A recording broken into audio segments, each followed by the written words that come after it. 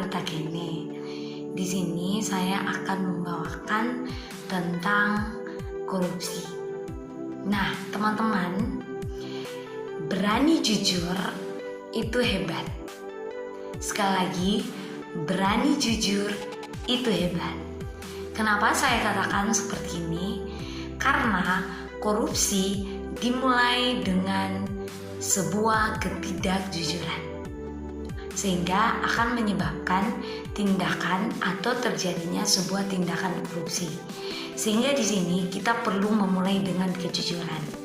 Nah, pengen hidup mewah, pengen punya banyak uang, mau punya banyak harta melimpah, apakah kita harus korupsi? Atau mungkin kita harus mengambil barang milik orang lain? Stop, itu bukan solusinya. Korupsi bukan jalan keluar. Ayo kita belajar jujur, kita belajar berusaha, biar hidup kita juga bisa menjadi lebih baik. Nah, kita tahu dulu nih, apa sih itu korupsi? Korupsi menurut Robert Lidgard itu merupakan sebuah tingkah laku yang menyimpang dari tugas atau sebuah jabatan negara karena keuntungan atau menyangkut pribadi dalam melanggar aturan pelaksana. Nah, sehingga korupsi ini, jika seseorang tidak menyadari bahwa tindakan yang dia lakukan itu salah, maka hal tersebut akan dia buat terus-menerus. Oleh sebab itu, sadari dulu bahwa korupsi bukanlah jalan yang baik. Mari belajar jujur biar hidup kita aman dan tentram. Perkenalkan, nama saya Filipus Aloko, NIM 1907020132. Baik, saya akan membahas tentang faktor penyebab korupsi. Di sini ada beberapa faktor, yaitu faktor internal dan faktor eksternal. Menurut Pusat Edukasi Anti Korupsi dari KPK, faktor penyebab korupsi dibagi menjadi dua, yaitu faktor internal dan eksternal. Berikut ini penjelasan mengenai dua faktor penyebab korupsi. Yang pertama, faktor internal. Faktor internal merupakan faktor penyebab korupsi yang datang dari diri pribadi. Faktor ini terdiri dua aspek, perilaku, yaitu individu dan sosial. Aspek perilaku individu meliputi sifat tamak atau rakus manusia, moral yang kurang sehat, dan gaya hidup konsumtif. Sementara aspek sosial dapat terjadi karena dorongan perilaku keluarga. Kaum behaviorist mengatakan bahwa lingkungan keluarga lah yang secara kuat memberi dorongan bagi orang untuk korupsi dan mengalahkan sifat baik seseorang yang sudah menjadi sifat pribadinya.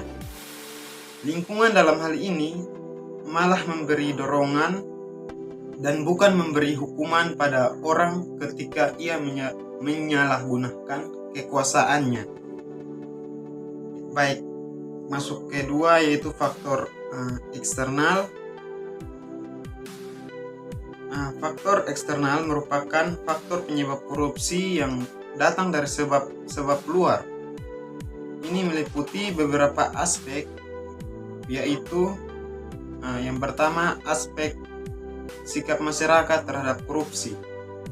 Nilai-nilai di masyarakat kondusif untuk terjadinya korupsi diantaranya adalah: yang pertama, masyarakat kurang menyadari bahwa korban utama korupsi adalah masyarakat sendiri. Yang kedua, masyarakat kurang menyadari bila dirinya terlibat korupsi. Berikutnya, masyarakat kurang menyadari bahwa korupsi akan bisa dicegah dan diberantas bila mereka ikut aktif dalam agenda pencegahan dan pemberantasan. Yang kedua, aspek ekonomi. Aspek ekonomi yang menjadi faktor penyebab korupsi adalah pendapatan yang tidak mencukupi. Yang ketiga, aspek politis. Aspek politis yang menjadi faktor penyebab korupsi seperti kepentingan politis meraih dan mempertahankan kekuasaan. Yang keempat, aspek organisasi. aspek organisasi yang menjadi faktor penyebab korupsi diantaranya adalah yang pertama, kurang adanya sikap keteladanan pimpinan. Yang kedua, tidak adanya kultur organisasi yang benar. Yang ketiga, kurang memadainya sistem akuntabilitas yang benar. Yang keempat, kelemahan sistem pengendalian manajemen. Dan yang terakhir, lemahnya pengawasan. Nah, baik, demikian yang dapat saya jelaskan. Sekian dan terima kasih. Baiklah teman-teman, berikut ini ada strategi yang bisa dilakukan oleh masyarakat, terlebih kita, untuk menangani kasus tindakan korupsi yang terjadi di negara tercinta kita ini.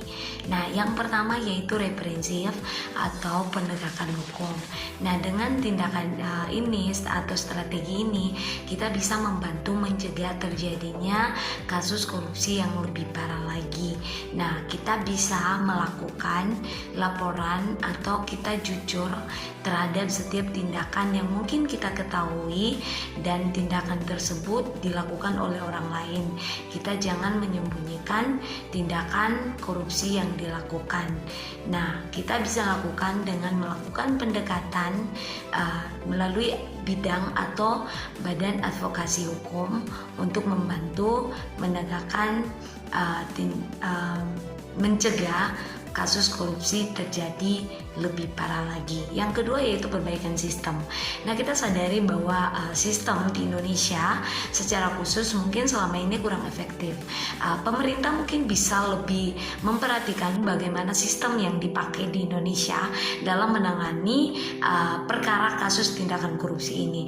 Karena tindakan korupsi ini mungkin menurut pelaku-pelaku yang melakukan adanya sebuah peluang yang bisa memudahkan mereka untuk melakukan tindakan tersebut.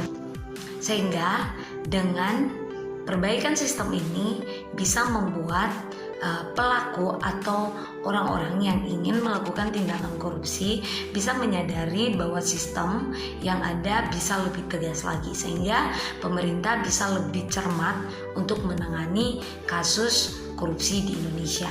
Yang berikut adalah edukasi atau kampanye.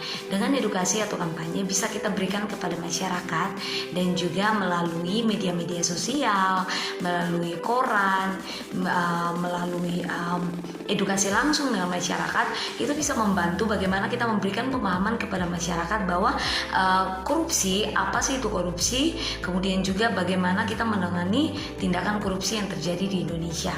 Nah, dampaknya korupsi itu sangat besar, bisa mempengaruhi aspek kehidupan masyarakat, bahkan juga mempengaruhi sumber daya manusia, terlebih yang ada di Indonesia ini. Sehingga dengan korupsi, maksud saya edukasi, kita bisa mengurangi terjadinya tindakan korupsi.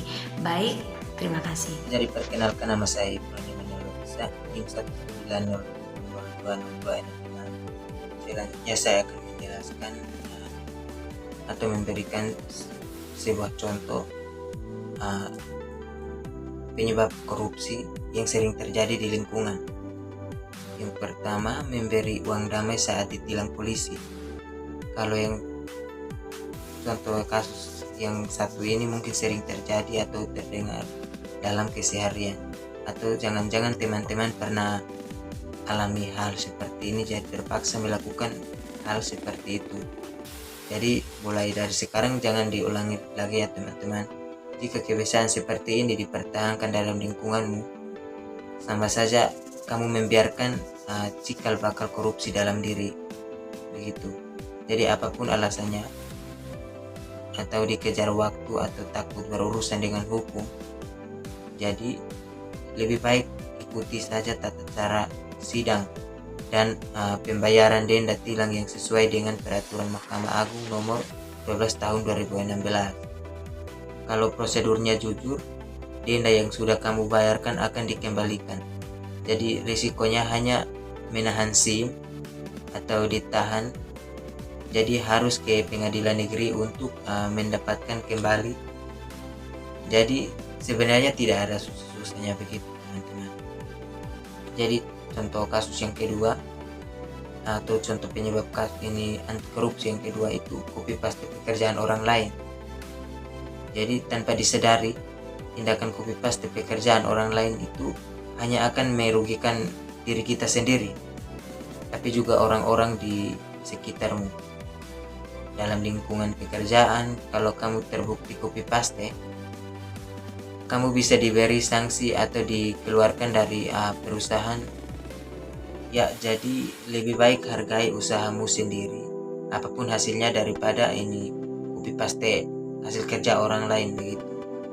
Jadi kalau mendadak atau buru-buru, jangan sungkan minta tolong orang lain begitu. Ya, jadi baik mungkin 2 kasus itu yang sering saya alami di keseharian saya atau lingkungan di sekitar saya. Mungkin hanya itu saja. Terima kasih.